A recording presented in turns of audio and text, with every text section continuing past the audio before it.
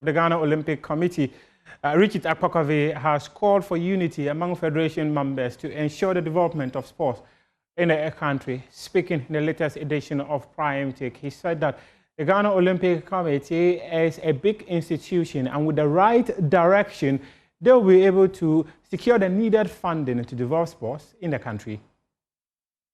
For example, as you heard me say last Saturday, there's too many disputes, too much disunity and that kind of thing. Look, the GOC is a powerful body. Powerful because it represents all the sporting federations. So you're a powerful man? Well, I'm a powerful person among powerful people. So together we are powerful. Powerful, okay, together that's true. And therefore, we must influence sports policy. That's my view. We must. And to do that, we must have one voice, one powerful voice. Look, if we don't have one voice and we are all over the place, nobody listens to us. Not the ministry, not the government, not the NSA, not the corporate world who we want funding from. They don't take us seriously. But if we are one voice, they take us seriously.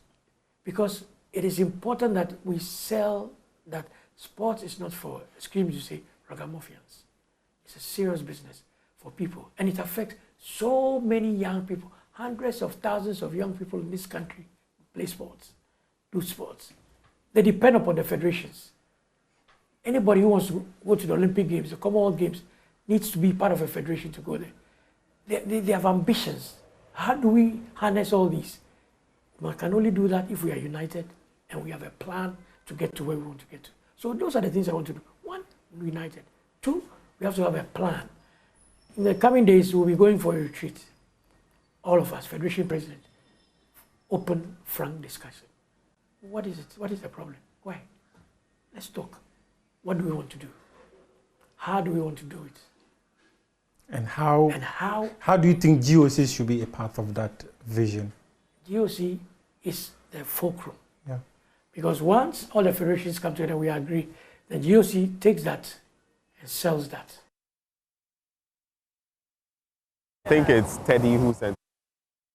And we'll be in action later today against Senegal on March Day 2 of the ongoing Africa Under-20 Cup of Nations. The Black Satellites in their opening game, you can see on your screens there, against Congo, ended 1-1, and their head coach, Desmond Offer, said that the boys needs to be clinically in front of goal if they're to stand a chance of qualifying to the next phase of the competition. With 1 point, the group is widely opened, and Ghana will be seeking to secure their first maximum points later tonight to be able to qualify to the next phase of the Under-20 Cup of Nations. They will be coming up against defending champions Senegal later tonight before wrapping up their final group encounter that will be happening on Thursday.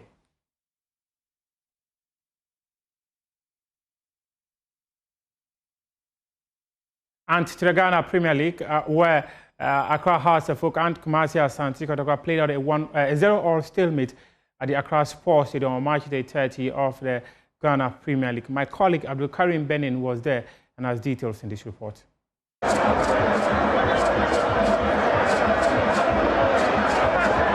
It was an entertaining 90 minutes of football at the Accra Sports Stadium in the match week 30 super clash between Asante Kotoko and Hearts of Oak. In the end, it looked like 3 points lost for both teams rather than a point gained.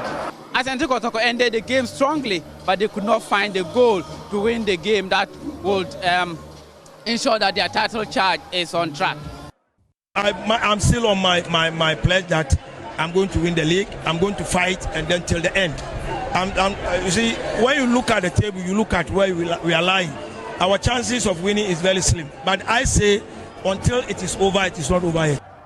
Meanwhile, Hearts of Oak boss Abubakar Ouattara resigned himself to fate, admitting it would be difficult to win the title. Oh, the league for us, we are thinking is difficult to say we are winning the league, but we are fighting up to the end of the season. Speaking to Joy Sports after the game, fans expressed mixed reactions to the result. It is nothing good to write home about, okay?